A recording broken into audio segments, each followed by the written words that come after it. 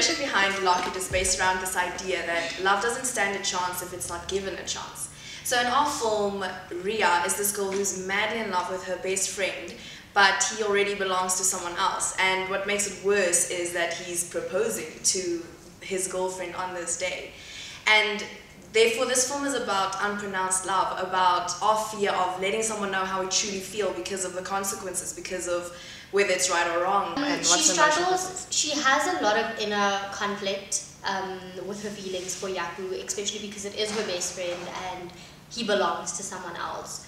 So she doesn't know whether or not to tell him how she feels, or just like let him marry the girl of his dreams.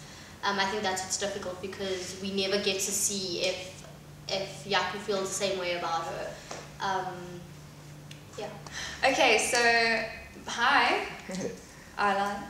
So my name is Stacey Hart and I play the role of Angelique. And I think what I love most about the story is that it's told in such a uniquely South African way, and you can see that with all the little symbols and cultures we bring in there. But I like that it doesn't, the story doesn't become about culture and race and all that stuff, which I feel like is a great way for South Africa to move forward.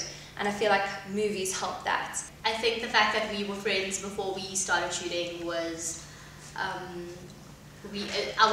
relationship was very natural on set, and it was not mechanical, it was not like forced, so. Yeah, it was a big bonus because we were friends and we saw quite a bit of each other. We would just spend like hours rehearsing, and I think we at one point went to like a news cafe, and we would just constantly be filming each other wherever we went, like learning our lines, because we were just so excited to work together and like work with everyone.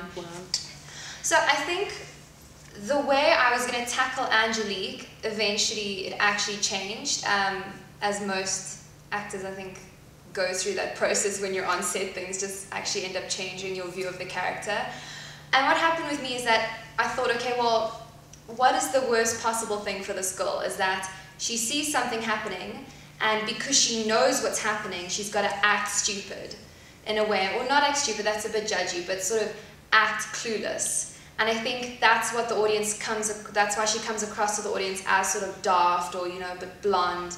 And then towards the end, we finally see her true colours, which I think is a great way to try and build up an antagonist, as you sort of see the one side of them and you judge them.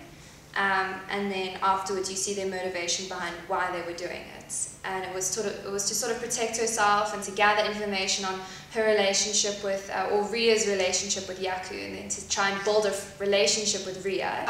One key thing you'll see in our film, which will always keep the audience engaged, I believe, is having the shots moving.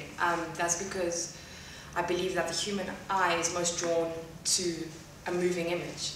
And static shots just seem really dull for me. But yeah, again, working with females, awesome experience, lovely energy, hardworking crew, and yeah, I'm not a fan of chick flicks, I'm sorry, but it's a different energy, and I love doing different stuff, and yeah, I love it. Okay, so the way I shot the film was definitely a naturalistic and realistic approach, because the story is a realistic story, and I wanted to engage my audience with realistic and natural images. So it really benefited the narrative, and yeah. Just wait for the phone. That's cool. Okay. And action. Romantic comedy. Here it comes. It's so romantic.